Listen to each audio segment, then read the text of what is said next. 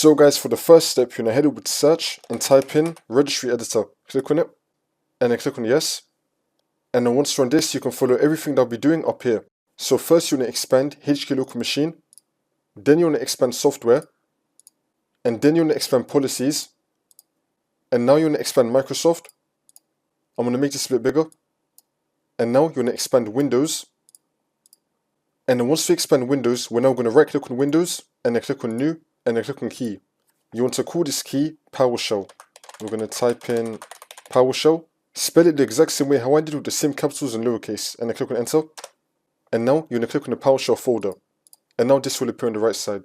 Again, you can follow everything I did up here. And then once you're in the PowerShell folder, you now want to right click on the white space, and then click on New, and then click on dword 32-bit value. And you want to call this Enable Scripts. Spell it the exact same way how I did with the same capitals and lowercase, and then click on Enter. Now you're going to double click on Enable Scripts, and now this will come up. And now in this box right here, if you want to enable scripts, you want to type in the number 1. If you want to disable it, then keep it on 0. So for me, I'm going to enable it, so I'm going to type in 1, and then click on OK.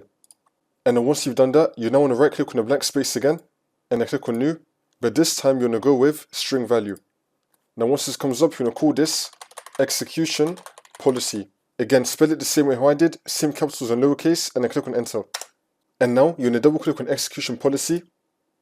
And now in the value data box right here, we have 3 options. We could either do all signed, which will allow only signed scripts, remote signed, which will allow local and remote signed scripts, or we could do unrestricted, which will allow all scripts. So for me, I'm going to be doing all signed, which will allow only signed scripts. You can go wherever you want.